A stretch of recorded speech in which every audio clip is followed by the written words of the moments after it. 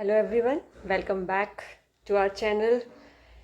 बहुत टाइम के बाद जो है वो साइंस का वीडियो मैं अपलोड करने जा रही हूँ। बार बार रिक्वेस्ट आ रही थी साइंस के वीडियोस के लिए, तो थोड़ा क्या बहुत ही ज़्यादा जो है वो डिले हुआ। जैसा कि पता ही है कि स्टडी फ्रॉम होम चल रहा है, वर्क फ्रॉम होम चल रहा है, तो वैसे ही स्कूल के शेड्यूल्स में थोड़ा बिजी थी।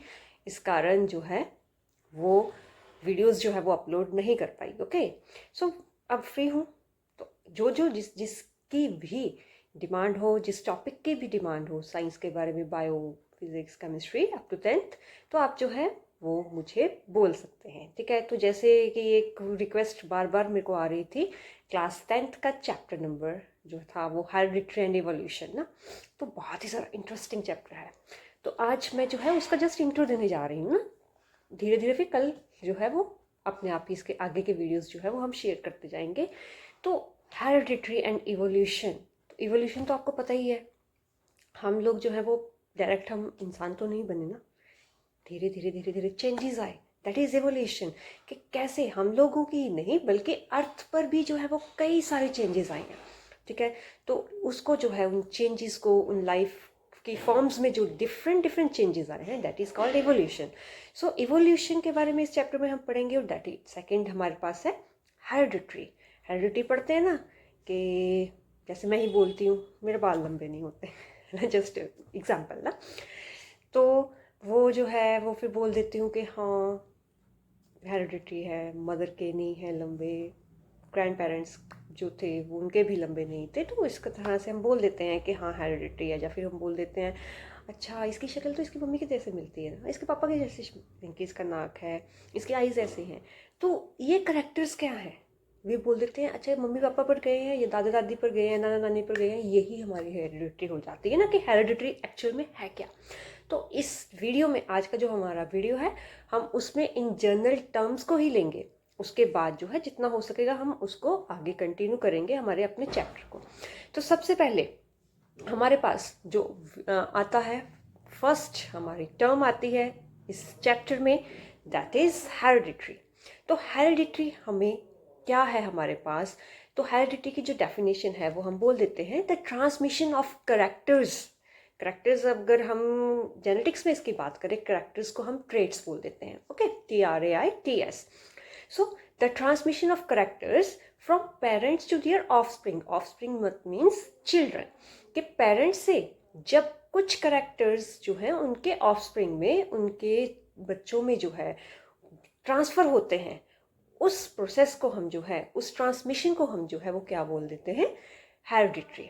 ठीक है, सो जैसे अब लेते हैं टू पेरेंट्स से, male father and female mother, तो दोनों जो है जब इनके गैमेट्स जो हैं, अब क्या है इस पे हम यही पढ़ेंगे ना कि सेक्स क्रोमोसोम्स आएंगे इसमें। ठीक है, सेक्स क्रोमोसोम्स के आगे जो है वो हमारे पास गैमेट्स बनेंगे। और जब फर्टिलाइजेशन होती है तो फर्टिलाइजेशन के बाद जो गैमेट्स जाइगोट प्रोड्यूस होता है, तो उसमें हाफ करेक्टर्स जो हैं वो मदर से आए हैं और हाफ जो है वो फादर से आए हैं। तो वह जब वो जाइगोट कंबाइन होता है तो एक नया ऑर्गेनिज्म जो है बनता है, जिसमें कुछ करेक्टर्स, कुछ जीन्स आगे हम पढ़ेंगे जो है वो यानी कि पेरेंट्स दोनों से, half mother and half father. तो आगे जो जो जैसे जैसे उसमें जो है वो कुछ वेरिएशंस आ रही हैं, कुछ जो है चेंजेस आ रहे हैं, तो वो नया एक ऑर्गेनिज्म जो बन जाता है। फिलहाल इसमें जो है वो आप एक वर्ड जो हमने अभी करा है, दैट इज हेरिडिटरी। तो हेरिडिटरी क्या है, it is the transmission of characters और traits from parents to their offsprings. ठीक है, क्लियर हो गया। सो अब जो है वो हेरिडिटरी, तो हमने बोल दिया कि हेरिडिटरी है। अब हेरिडिटी में, ठीक है, तो उसमें जो है वो स्पेशल सेल्स होते हैं। जैसे कि आपने पढ़ा है कि हमारी बॉडी में 46 क्रोमोसोम्स होते हैं, और वो क्रोमोसोम्स कहाँ पर होते हैं, वो न्यूक्लियस में होते हैं। ओके, तो न्यूक्लियस सेल है, सेल के बीच में न्यूक्लियस है, हम बोलते हैं न्यूक्लियस में जो है वो हमारा जेनेटिक मटेरियल स्टोर है। बिल्कुल सही है। तो जेनेटिक मटेरियल जो है वो न्यूक्लियस में है, और वो जेनेटिक मटेरियल हमारे पास क्या है, क्रोमोसोम। क्रोमोसोम्स में जो है वो सारी की सारी हमारी इंफॉर्मेशन जो है वो सारी की सारी स्टोर होती है, और वही जो है वो आगे पेरेंट्स से बच्चों में ट्रांसफर होती है। सो हेरिडिटरी जो है वो हमारे पास 46 क्रोमोसोम्स है। 46 में से मतलब कि 23 पेयर्स हैं। 23 पेयर्स में से 22 जो हमारे पास पेयर्स हैं मतलब 44 क्रोमोसोम्स हैं, उनको हम जो है बोलते हैं ऑटोसोम्स। ऑटोसोम मतलब कि वो हमारे करैक्टर्स जो भी इनकी हमारी कंट्रोल करेंगे, हमारी हाइट हो गई, कुछ भी इनकी सारे करैक्टर्स। लेकिन एक पेयर 2 क्रोमोसोम हम बोलेंगे, या फिर एक पेयर 23rd पेयर जो है उसको हम सेक्स क्रोमोसोम बोलते हैं, या फिर हम एक्स क्रोमोसोम बोल देते हैं। Sex chromosomes, sex chromosome means कि वही जो है वो सेक्स डिटरमिन करता है, the organism would be of male और फीमेल, ठीक है। तो वो सेक्स क्रोमोसोम जो है वो हमारा सेक्स डिटर्मिनेशन करता है कि मेल है ये ऑर्गेनिज्म या फीमेल है। तो टोटल हमारे पास होते हैं 23 पेयर्स ऑफ क्रोमोसोम्स, जिसमें से एक पेयर जो है वो होता है सेक्स क्रोमोसोम, और 22 पेयर्स जो होते हैं वो होते हैं ऑटोसोम्स, ठीक है। तो अब ये हो गया हमारे पास। अब अगला जो हमारे पास आता है कि वेरिएशन, एक टर्म आ गई हमारे पास वेरिएशन। तो वेरिएशन क्या है? सिंपल, अगर हम इसका डिक्शनरी मीनिंग देखें, लिंगुअल में इसका देखें हम कि वेरिएशन क्या है। वेरिएशन मतलब चेंजेस, ठीक है। तो हमारे करैक्टर्स में धीरे धीरे धीरे एक जनरेशन से दूसरी, नेक्स्ट टू नेक्स्ट जनरेशन जो है वो कुछ चेंजेस जो है वो आते जाएंगे।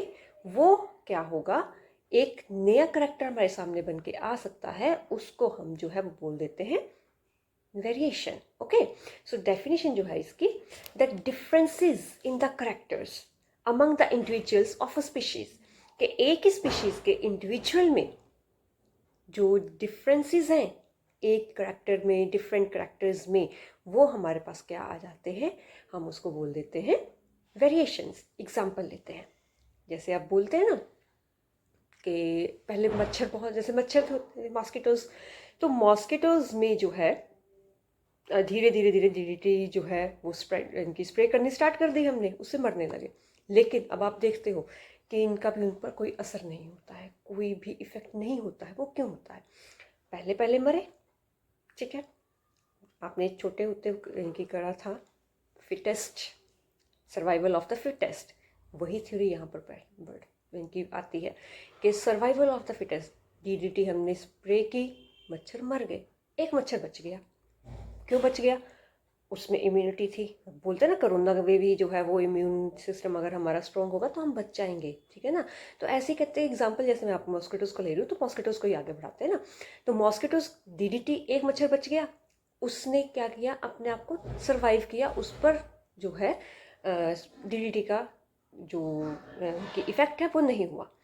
तो उसकी नेक्स्ट जनरेशन आई, उसका करैक्टर वो पास ऑन हुआ, ठीक है।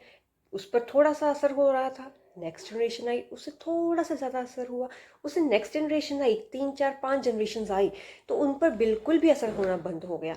तो वो जो है करैक्टर, वो करैक्टर जो है वो अपने आप को डोमिनेट करता गया, और क्या हुआ, वेरिएशन जो है वो वहाँ पर आ गई कि उन पर जो है उस स्प्रे का कोई इफेक्ट नहीं पड़ा, और वो जो है डीडीटी उस पर स्प्रे करते जाओ, उस पर कोई इफेक्ट नहीं पड़ रहा, वो सर्वाइव कर रहा है।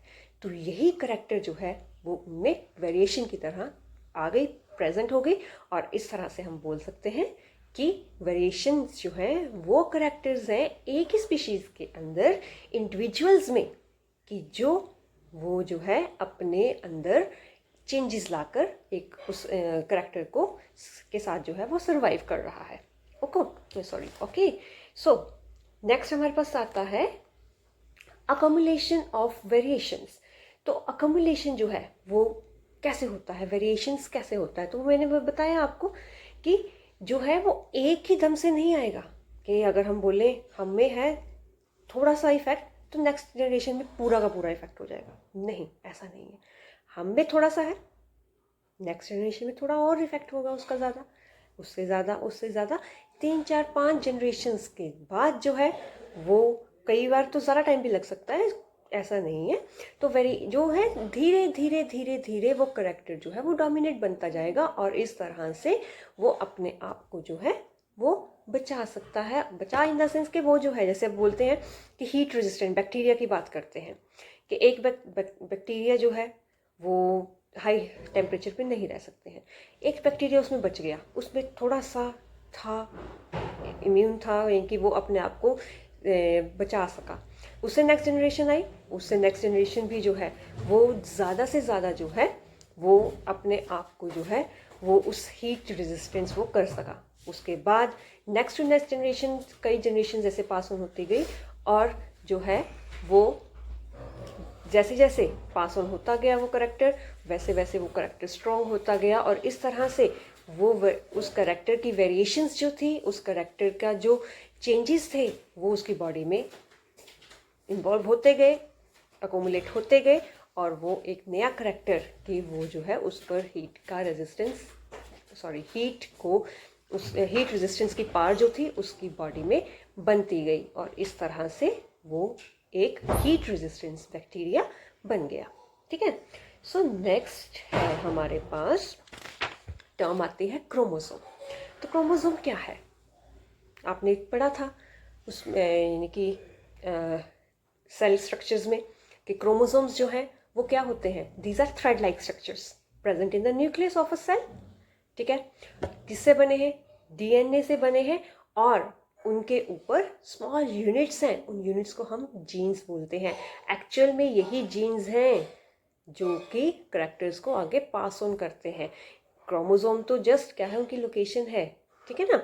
तो क्रोमोसोम की डेफिनेशन पहले बोलते हैं, chromosomes are thread like structures in the nucleus of a cell formed of DNA which carries the genes।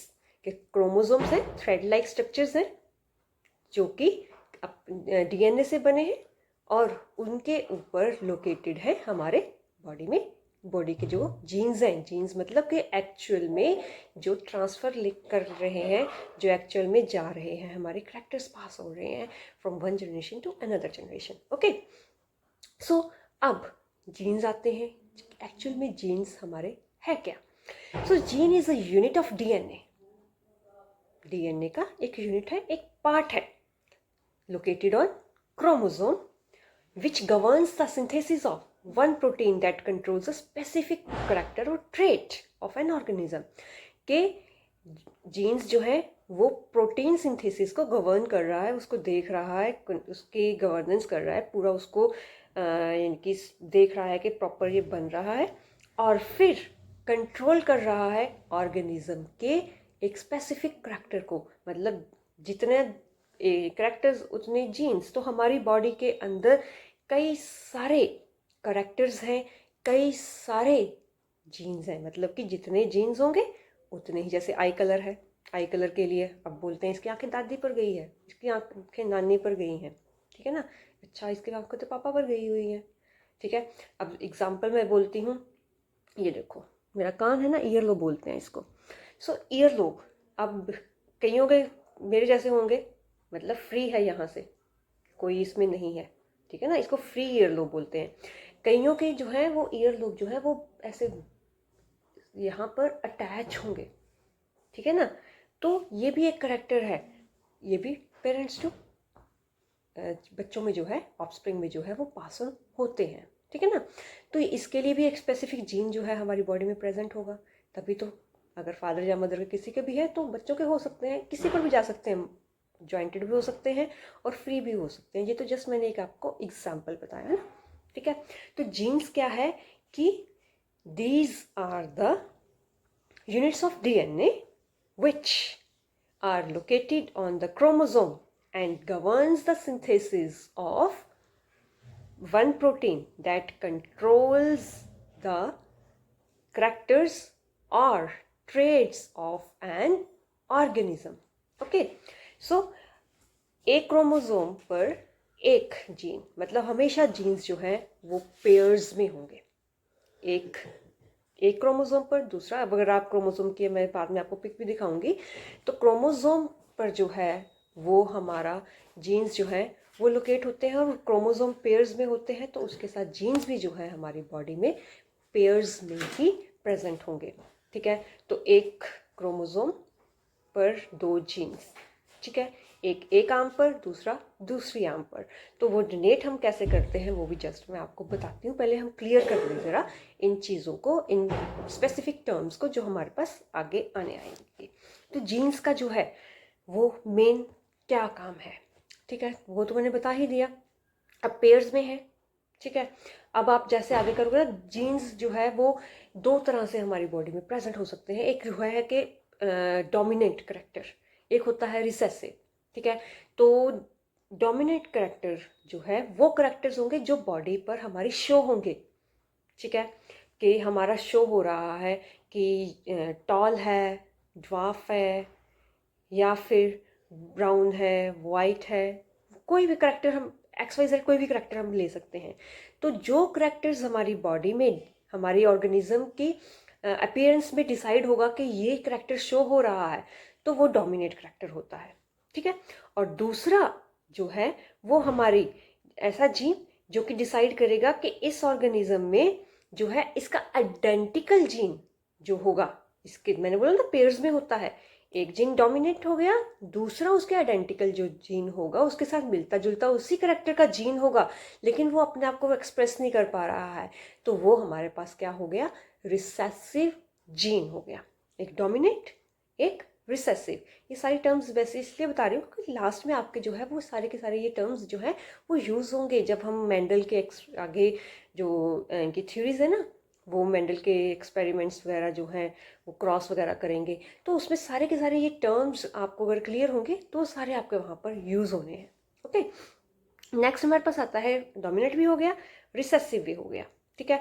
Dominate character को हमेशा हम कैपिटल लेटर के साथ डिनोट करते हैं, जैसे टी फॉर टॉल, तो टॉल जो है उसका कैपिटल टी जो है वो शो होगा टी के साथ, ठीक है। तो कैपिटल टी टॉल के लिए, और अगर स्मॉल टी लिखते हैं तो वो ड्वार्फ के लिए कि उसका साइज जो है वो छोटा है, ठीक है। नेक्स्ट हमारे पास टर्म आती है जीनोटाइप। जीनोटाइप जीन्स, कि जीन्स का अरेंजमेंट कैसा है, दोनों कैपिटल टी है या दो स्मॉल टी है, एक कैपिटल है एक स्मॉल टी है, तो वो जीनोटाइप क्या हो जाता है हमारे पास कि उसका जीन्स का अरेंजमेंट कैसा है, वो जीनोटाइप आ गया। सेकंड आता है फिनोटाइप। तो फिनोटाइप क्या है, फिनोटाइप जो है ऑर्गेनिज्म की अपीयरेंस कैसी है, टॉल है, बस सफिशेंट। फिनोटाइप हमारा आ गया कि टॉल है, उसके अंदर कैसा है, आइडेंटिकल जीन्स है या फिर नॉन आइडेंटिकल है, वो नहीं मैटर करेगा, उसकी अपीयरेंस कैसी है, टॉल है, ड्वार्फ है, वाइट है, ब्राउन है, कैसा है, वो हमारे पास क्या आ जाता है, अपीयरेंस हमारी आउटर लुक जो है वो हमारे पास क्या आ जाती है, सॉरी फिनोटाइप आ जाती है। नेक्स्ट उसके बाद आता है जब हम क्रॉस करेंगे ना, क्रॉस बनाएंगे डिफरेंट, तो उसमें शो होगा कि फर्स्ट आएगा F1 जनरेशन। F1 जनरेशन क्या है, cross between when two parents cross to produce offsprings, father और मदर दोनों जो हैं वो क्रॉस ब्रीड करते हैं और उनका जो ऑफस्प्रिंग है वो F1 जनरेशन आता है, ठीक है। जब हम F1 जनरेशन के दोनों ऑफस्प्रिंग को लेते हैं और उनको आगे क्रॉस करते हैं तो वो हमारे पास F2 जनरेशन आता है। क्लियर हो गया, F1 generation cross between father and mother, मतलब male and female, and F2 generation is produced when the cross between F1 generations individuals, के F1 generation के individuals को ही जब हम क्रॉस करेंगे तो वो हमारे पास F2 generation आया, ठीक है। तो ये बेसिक टर्म्स थी जो हमारी जेनेटिक्स में यूज़ होंगी। अब उसके बाद मैं आपको बता रही हूँ फादर ऑफ जेनेटिक्स मेंडल को बोलते हैं, क्योंकि मेंडल ने ही इन करेक्टर्स को जो है वो आगे से आगे स्टडी किया और बताया कि कुछ रूल्स हैं, उन रूल्स के अकॉर्डिंग ही हमारी हेरिडिटरी जो है वो आती है हमारे सामने, हमारे करेक्टर्स जो है वो कैसे पास ऑन होते हैं एक जनरेशन से दूसरी, देन नेक्स्ट। तो Mendel is the father of genetics. और ये सेकेंड पार्ट है कि क्वेश्चन कि मेंडल ने किस पर जो है अपने एक्सपेरिमेंट, किस प्लांट को एक्सपेरिमेंट्स के लिए चुना, दैट इज पी प्लांट। मटर होते हैं ना, मटर के दाने, दैट इज पी प्लांट ना। तो पी प्लांट को जो है उसने चूज किया, और क्यों चूज किया, बिकॉज इसका जो इनकी टाइम पीरियड है वो शॉर्ट है, तो अपनी लाइफ टाइम में जो है वो बहुत ही ज़्यादा वैरायटी को वो जो है वो चूज़ कर सकता था, और इसलिए जो है उसने इस पी प्लांट को लिया। और सेकंड इसमें क्या बात थी, इसमें करेक्टर्स बहुत कम थे। अगर करेक्टर्स ज़्यादा होते तो वो ज़्यादा इजीली जो है उसको स्टडी नहीं कर पाता। तो इसमें 7 करेक्टर्स थे, उसने 7 करेक्टर्स के कारण जो है इसको स्टडी किया कि यस कैसे जो है ये इजीली हम इसको रीड कर सकते हैं, इसको स्टडी कर सकते हैं। ठीक है, तो अब मैं कुछ आपको वीडियोस दिखा रही हूँ, सॉरी फोटोज़ दिखाती हूँ, तो उसमें जो है वो आपको पता चलेगा कि कैसे जो है हम इसमें, जैसे अब जीन्स वगैरह का मैंने बताया, अब मैं वो बताती हूँ। तो स्टूडेंट, जैसे मैंने बोला था आपको क्रोमोसोम्स के बारे में, तो ये हमारे 23 पेयर्स जो हैं वो क्रोमोसोम्स के हैं। ठीक है, तो ये 22 तक, ठीक है, 1 से लेकर 22 तक जो है वो हमारे ऑटोसोम्स हैं, जो हमारी बॉडी के डिफरेंट करैक्टर्स को डिटर्मिन करते हैं। ठीक है, तो ये हमारे पास हो गए ऑटोसोम। जो 23rd पेयर जो आप देख रहे हैं अपनी स्क्रीन्स के ऊपर, तो ये देखो, ये जो है एक एक्स है और एक वाई है। ठीक है, तो ये एक्स और वाई जो है ये सेक्स क्रोमोसोम्स हैं। अगर मेल है देन एक्स वाई, और अगर फीमेल है तो यहाँ वाई की जगह ऐसा ही एक क्रोमोसोम होगा जो एक्स की तरह होगा और एक्स एक्स बन जाएगा। तो ये हमारे सेक्स डिटर्मिन करते हैं, तो ये हमारा सेक्स क्रोमोसोम हो गया। ठीक है, सेकंड मैंने बोली थी मैंने कि क्रोमोसोम्स के 2 क्रोमेटिड्स होते हैं, दो पार्ट्स एक तरह से हम बोल सकते हैं। ये देखो, हर क्रोमोसोम के 2 है ना, ये देखो इसके भी, हर इसके, तो ये 2 क्रोमोसोम्स जो है वो मतलब कि एक क्रोमोसोम बनाता है, जो कि इसके आर्म्स हम बोल देते हैं इनकी। ठीक है, सो आप यहाँ पर देख सकते हैं कि फर्स्ट है, इसके 2 हैं पार्ट्स क्रोमेटिड्स, इसके भी 2 क्रोमेटिड्स हैं।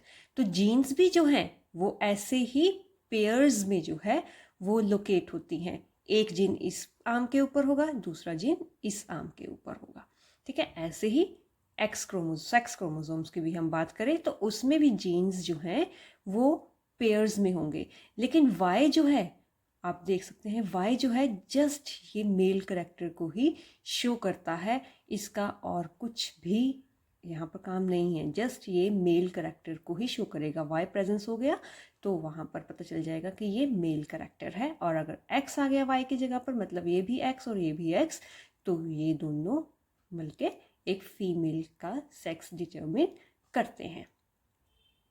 सेकंड आप अपनी स्क्रीन के ऊपर देख सकते हैं, ये आपके पास है सेल का ये न्यूक्लियस है, और न्यूक्लियस में आप ये देख सकते हैं ना डिफरेंट ये स्ट्रक्चर्स दिखाई दे रहे हैं। ये स्ट्रक्चर्स हमारे पास हैं क्रोमोसोम्स, और एक क्रोमोसोम हम यहाँ पर देख सकते हैं। ठीक है, इसका ये एंड जो है दैट इज टीलोमेयर। ओके, तो ये क्रोमोसोम पूरा है, एक ये आर्म होगी, दूसरी ये आर्म होगी। एक पार्ट जो है जीन का इस साइड पर होगा और दूसरा जो है वो इस साइड पर होगा। अगर हम इसको इलेबोरेट करेंगे और इसको देखेंगे, इसका इनकी माइक्रो से माइक्रो पार्ट देखेंगे, तो हमें वहाँ पर ये डीएनए जो है वो ऐसे दिखाई देगा। मतलब कि ये पूरा क्रोमोसोम जो है, मैंने बताया था ना आपको कि डीएनए से बना है, तो ये डीएनए जो है इसके स्ट्रिंग्स है, और यहाँ पर जो है जीन्स जो हैं वो हमारे लोकेट करते हैं। तो आप ये अपनी स्क्रीन्स के ऊपर देख सकते हैं। ठीक है, तो ये न्यूक्लियस में ये क्रोमोसोम, और क्रोमोसोम्स किससे हैं, डीएनए की ही एक तरह से बने हुए हैं। और डीएनए का एक यूनिट अगर हम यहाँ से उठाएंगे तो हमें यहाँ पर डिफरेंट जीन्स जो हैं, जीन्स क्या था, एक तरह का सिंथेसिस था प्रोटीन्स का, जो कि हमारे करैक्टर्स को गवर्न करता है, हमारे करैक्टर्स को देखता है। तो डीएनए पर जो है वो जीन्स जो है वो हमें लोकेट कर सकते हैं, हम उनको देख सकते हैं, और वही जीन जो है वो हम बोलते हैं कि करैक्टर्स को आगे ट्रांसफॉर्म करता है। तो आप यहाँ पर भी देख सकते हैं ये डिफरेंट करैक्टर्स। ठीक है, ये पॉइंटेड चिन हो गई, और ये बीच में कट लगा हुआ है, ब्लू आईज हो गई, कर्ली हेयर्स हो गए, स्ट्रेट हेयर हो गए। तो ये सारे के सारे हमारे पास डिफरेंट करैक्टर्स हैं, जो यही जो है वो आगे से आगे शो होते हैं। तो मैंने आपको एग्जांपल दिया था ईयर लोब का, ये देखो ये फ्री ईयर लोब है और ये अटैच्ड ईयर लोब है। तो ईयर लोब्स की ये वेरिएशंस भी जो है वो हम पॉपुलेशन में देख सकते हैं अपने बीच में, ठीक है। उसके बाद बताया था मैंने क्रोमोसोम्स के बारे में। ये भी एक पिक्चर आपके पास है, डिफरेंट क्रोमोसोम्स हैं और ये हमारे पास एक्स और वाई। बाकी सभी जो है वो मिलते जुलते हैं, उनमें करेक्टर्स जो है वो मिलते जुलते होंगे, लेकिन ये हम ही एक हमारे पास है ऐसा जीन जिसमें हम जो है सेक्स डिटरमिन करते हैं और कुछ भी इसका नहीं पता होगा। तो इसमें बताया है प्रॉपर, ये क्रोमेटिड है, मतलब क्रोमोसोम का एक पार्ट लिया है। तो यहाँ पर ये जो है ना डिफरेंट आप लोग देख सकते हैं, ये सारे के सारे जीन्स जो हैं वो लोकेट किए हुए हैं हमारे पास। डिफरेंट जीन्स की लोकेशंस बताई हुई है कि यहाँ पर जो है क्रोमोसोम्स पर ऐसे हमारे जो जीन्स हैं वो लोकेट करते हैं। तो जैसे कि यहाँ पर भी आप देख सकते हैं कि ये सारे स्क्रीन्स के डीएनए के पार्ट है ना, अगर हम इतना पार्ट लेंगे दिस वन, तो आप जब इसको हम माइक्रोस्कोप के अंदर जो है इलेक्ट्रॉन माइक्रोस्कोप के नीचे देखेंगे तो हमें डिफरेंट जीन्स की लोकेशन जो है वो प्रोटीन्स की फॉर्म में हमें दिखाई देंगे। ये सारे प्रोटीन्स ही हैं एक तरह से।